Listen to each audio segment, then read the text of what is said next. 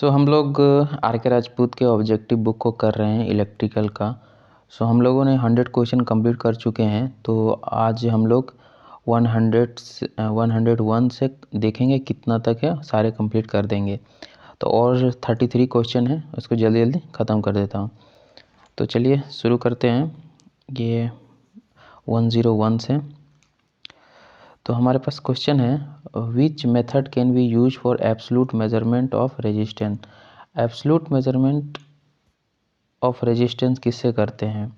तो बहुत सारे जो बुक हैं उसमें, और इस बुक में जो आंसर दिया है व्हीटस्टोन ब्रिज मेथड है, लेकिन इसका जो राइट आंसर होगा वो होगा लॉरेंज मेथड।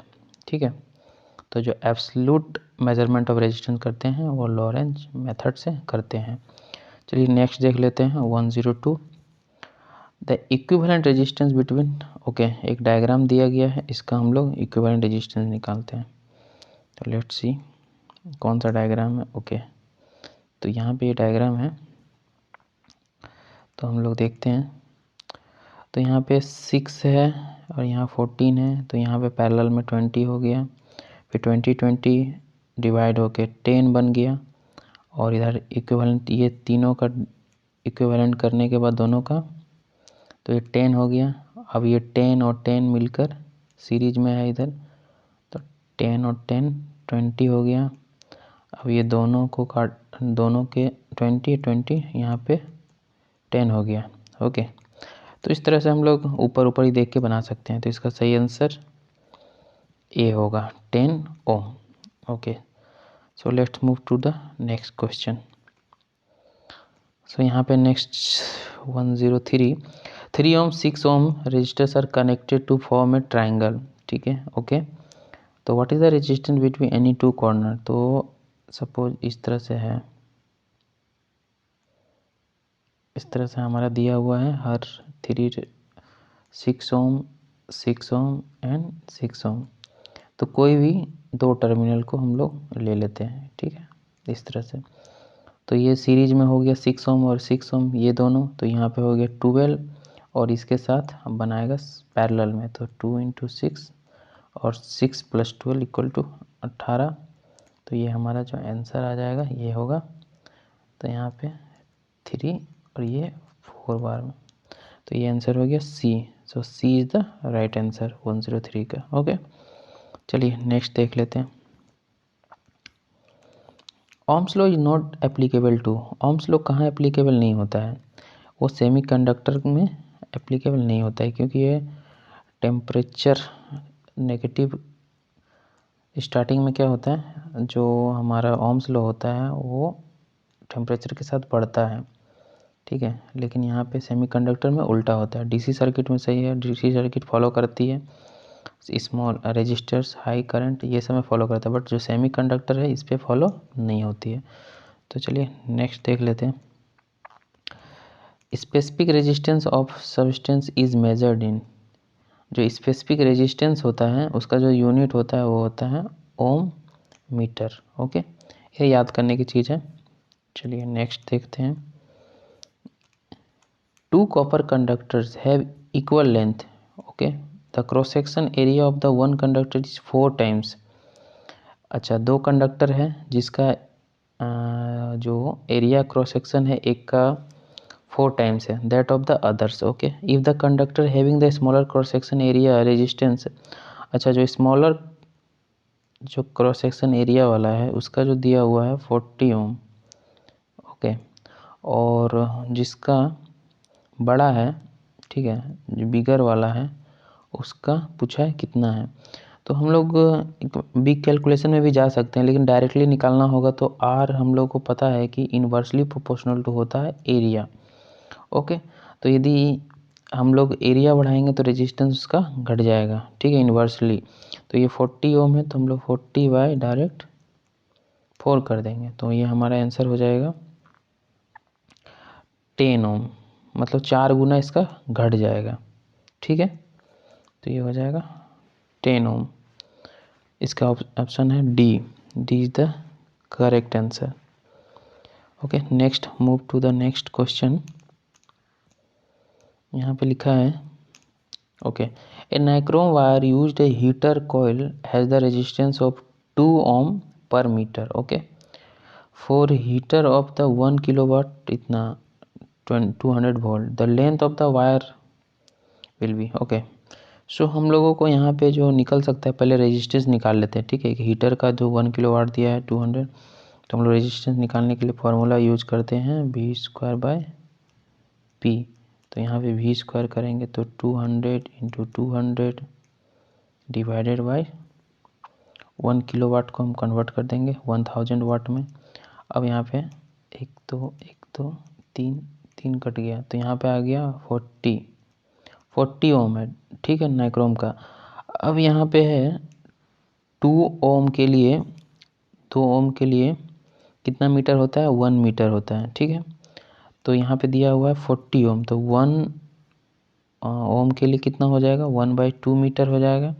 और यहाँ पे 40 ओम के लिए हो जाएगा 1/2 × 40 = 20 मीटर, 20 मीटर का हो जाएगा, ठीक है। तो ये जो ऑप्शन है D is the correct answer, 20 metre.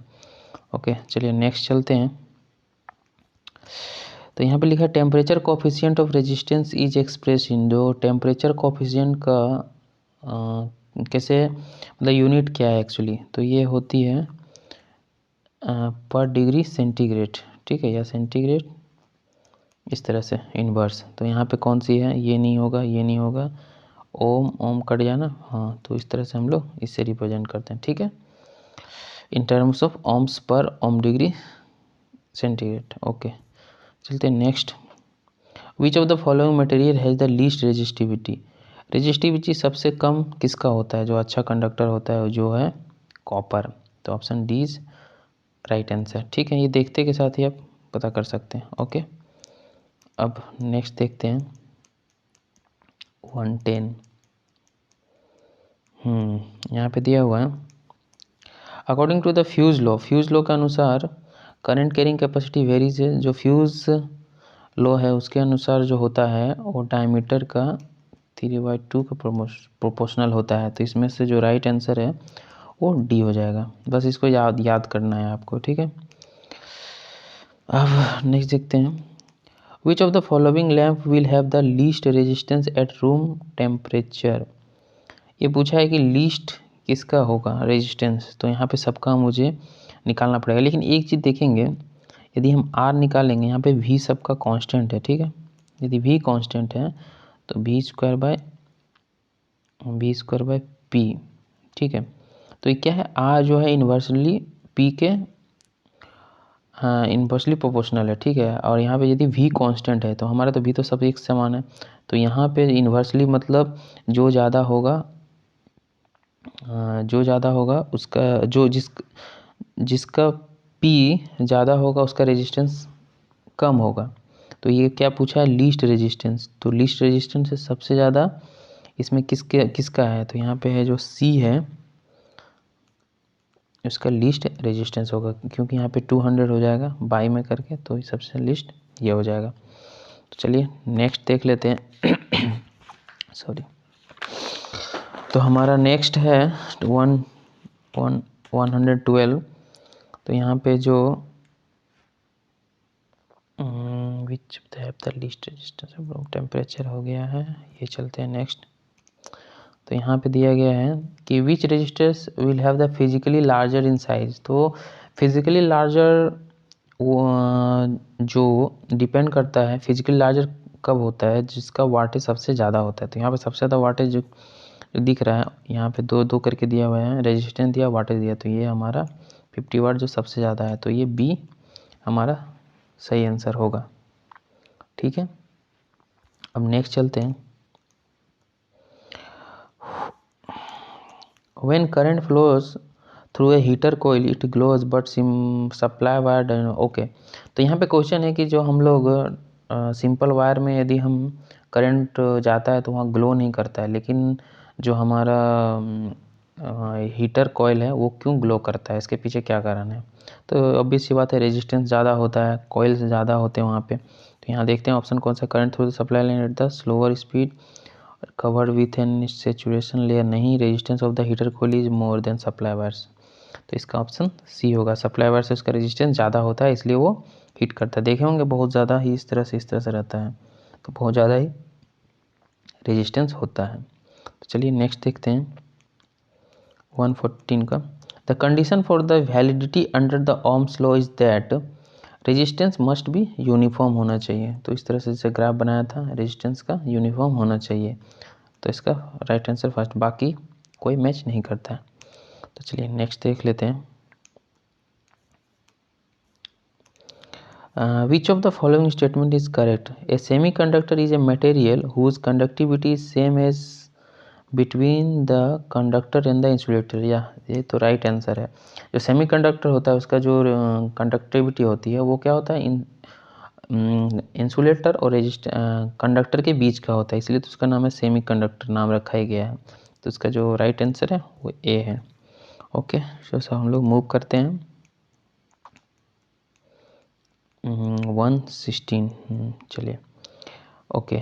तो ये जो रियोस्टेट होता है differ from A potentiometer in respect of, ये जो पोटेंशियोमीटर देखे होंगे आप, छोटे छोटे पोटेंशियोमीटर देखते होंगे, और जो रियोस्टेट देखे होंगे तो बहुत बड़ा रियोस्टेट इस तरह से होता है, इस तरह करके होता है, यहाँ पे इस तरह से दिया रहता है। यदि आप प्रैक्टिकल किए होंगे तो इसमें अंतर क्या होता है, जो होता है हायर वाटेज रेटिंग का होता है, ठीक है, इसका यही डिफरेंस होता है। ओके नेक्स्ट चलते हैं 117। The weight of an aluminium conductor of a compare to the copper conductor of a identical cross section for the same electrical resistance is, क्या होता है 50%, ऑप्शन देख लेते हैं 50%, 60%, 100%, 150%। देखिए जो वेट होता है एल्युमिनियम का वो हल्का होता है कॉपर से, इसलिए उसको यूज़ किया जाता है। तो वो कितने कितने कंपेयर करेंगे कॉपर से तो कितना आइडेंटिकल क्रॉस सेक्शन का होगा, तो ये जो हमारा होता है लगभग 60% होता है, ठीक है। यदि 60% कॉपर है जितना कर पाएगा उसी वेट का ये आपका एल्युमिनियम आ जाएगा, ठीक है। तो इसीलिए यहाँ पे 60% हो गया। अब नेक्स्ट देखते हैं 118। An open resistor is checked with the ohm meter. Ohm meter से यदि हम चेक करेंगे, ठीक है, तो उसका रेजिस्टेंस कितना देगा। यदि किसी को ओपन कर देते हैं तो इस तरह से, तो इसका तो रेजिस्टेंस इन्फिनिटी हो जाएगा, ठीक है। तो ये इसका क्या दिखाएगा, इन्फिनिटी दिखाएगा, ठीक है। शॉर्ट करने से क्या दिखाएगा 0, लेकिन यहाँ पे पूछा है ओपन का, तो यहाँ इन्फिनिटी होगा। 19 का देख लेते हैं। Dash are the material having the electrical conductive much less the most of the metal but greater than that of a typical insulator. अभी जस्ट हम लोगों ने किया सेमीकंडक्टर, वो बीच का होता है, ठीक है, दोनों के बीच के कंडक्टर और इंसुलेटर के बीच का है। चलिए नेक्स्ट देख लेते हैं 102। ऑल गुड कंडक्टर्स हैव, जो गुड कंडक्टर होता है उसका क्या क्या होता है, कंडक्टेंस क्या होना चाहिए, हाई होना चाहिए, रेजिस्टेंस क्या होना चाहिए, लो होना चाहिए, रिलक्टेंस भी लो, रिलक्टेंस तो लो ही होगा। ये तो मैग्नेटिक फील्ड के लिए है। थर्मल कंडक्टिविटी ये उतना इंपॉर्टेंट नहीं है, जो हाई पूछा है वो क्या होना चाहिए, कंडक्टेंस हाई होना चाहिए। तो option A is correct answer. So move to the next question 121। Voltage dependent resistance are usually made by, जो वोल्टेज डिपेंडेंट रेजिस्टेंस होते हैं वो किससे बनते हैं, वो होते हैं वोल्टेज डिपेंडेंट रेजिस्टेंस, वो होता है नाइक्रोम, नाइक्रोम को बनाया जाता है, ठीक है। इसको आपको याद कर लेना है। नेक्स्ट देखिए बहुत सारे क्वेश्चन ऐसे होते हैं ना कि उसको आपको बिना सोचे समझे आपको रटना ही पड़ेगा, इसका कोई मतलब आप ज़्यादा दिमाग लगाएंगे तो भूल जाएंगे। तो गवर्नमेंट जो भी कॉम्पिटिटिव एग्ज़ाम है उसमें ज़्यादा पढ़ने की ज़रूरत नहीं होती है, बट कुछ सर्टेन क्वेश्चन होते हैं उसको याद करने की, और जहाँ पे दिमाग लगता है तो वहाँ तो पूछेंगे। तो जिस तरह से हम लोग जब ये सीरीज़ कंप्लीट करेंगे तो इसके बाद हम लोग टेस्ट सीरीज़ जब देंगे तो वहाँ पे ज़्यादा लॉजिक लगाने की ज़रूरत है। बट ये सब जो वन लाइनर क्वेश्चन है इसको पहले आपको याद करना पड़ेगा, तभी आप डिफ्रेंशिएट कर पाएंगे कि कौन सा सही है कौन सा गलत है, ठीक है। तो भाषण ख़त्म करता हूँ, जल्दी से इसको कंप्लीट करता हूँ। तो वोल्टेज डिपेंडेंट रेजिस्टेंस का, तो the voltage dependent resistance are used, जो वोल्टेज डिपेंडेंट रेजिस्टेंस है किसके लिए यूज़ किया जाता है, तो यहाँ पे दिया है for inductive circuit to suppress surges as the heating element as the current stabilising. ये क्या होता है, सप्रेस सर्ज के लिए यूज किया जाता है, ठीक है। टू सप्रेस सर्ज को सप्रेस करने के लिए वोल्टेज डिपेंडेंट रेजिस्टेंस का यूज किया जाता है, ठीक है। अब नेक्स्ट देखते हैं, the ratio of mass of proton to that of the electron is near by. जो मास होता है वो लगभग 11840 के इक्वल होगा। तो यहाँ दोनों दिया हुआ, तो यही ए बी दोनों में से कोई भी आंसर, मतलब दोनों ही सही है, ठीक है। नेक्स्ट देख लेते हैं, the number of electron in the outer most orbit of. ये तो आप कार्बन के पढ़े होंगे, जो बॉन्ड बनाते हैं सी के, तो यहाँ पे 4 होते हैं, ठीक है। इलेक्ट्रॉन आउटर मोस्ट में कितने होते हैं, 4 होते हैं कार्बन के। चलिए नेक्स्ट देखते हैं, 125 with 3 resistance connected in parallel if each dissipate 3 है, ठीक है। 3 रेजिस्टेंस है, कनेक्टेड है पैरेलल में, तो इसका जो एक 20 वाट करती है, तो टोटल सप्लाई बाय द कितना वाट करेगी। तो ये क्या होता है ना, इसमें जो पावर का फार्मूला होता है पैरेलल के लिए P1 plus P2 plus P3, तो यहाँ पे 20 इंटू 3 मतलब 60, मतलब D is the right answer. Okay, चलिए नेक्स्ट मूव करते हैं 26 में, 3 conductance in parallel have the value of. देखिए कंडक्टेंस का फॉर्मूला होता है, यहाँ 3 कंडक्टेंस दिया हुआ है, तो टोटल कंडक्टेंस क्या होगा, G इक्वल टू होता है G1 plus G2 plus G3, simply जोड़ दे देते हैं, ठीक है। तो यहाँ पे यदि तीनों को जोड़ देंगे तो आ जाएगा हमारा 2 5 4 9 माइक्रो मोहो, ठीक है। चलते हैं नेक्स्ट क्वेश्चन 27, ए थर्मिस्टर है, थर्मिस्टर का जो टेम्परेचर कोफिशिएंट होता है कैसा होता है। तो टेम्परेचर का जो होता है वो क्या होता है, नेगेटिव होता है, ठीक है। ये थर्मिस्टर वगैरह हमारे एसी में लगा होता है, ठीक है, एयर कंडीशनिंग वहाँ पे लगा रहता है, और भी जो टेम्परेचर सेंसिटिव करने के लिए जो यूज होता है उसमें होता है, मतलब आपका ये जो टेम्परेचर बढ़ने से रेजिस्टेंस क्या होता है, घटता है, ठीक है। उसको नेगेटिव टेम्परेचर कोफिशिएंट वाले कंडक्टर कहते हैं। अब चलिए देखते हैं, IRT are current resistance and time respective according to the Joule's law, heat produce will be proportional to, Joule का होता है I²RT। तो यहाँ देखते हैं कौन सा है I², ये ऑप्शन इज करेक्ट आंसर। चलिए नेक्स्ट चलते हैं 129, nichrome wire is yellow of. Nichrome में देखिए निकेल और क्रोमियम ये बना हुआ है, निकेल और क्रोमियम से, तो nickel and chromium, option C is the right answer. इतना इजी क्वेश्चन तो देगा नहीं, मुझे नहीं लगता है एग्जाम में, फिर भी याद कर लीजिए, बाकी आपको मर्जी दे भी सकता है। When the voltage of 1 volt is supplied, a circuit allows 1 micro ampere current to flow through the conductance of the. Okay, conductance क्या होता है, कंडक्टेंस रेजिस्टेंस का उल्टा होता है 1/R, ठीक है। अब यहाँ पे दिया हुआ है अच्छा, तो मुझे निकालना है यहाँ पे जो R है, R इक्वल टू क्या होता है, R इक्वल टू होता है V/I, तो 1/R इक्वल टू हो गया, यदि इसका रेसिप उल्टा करें तो I/V।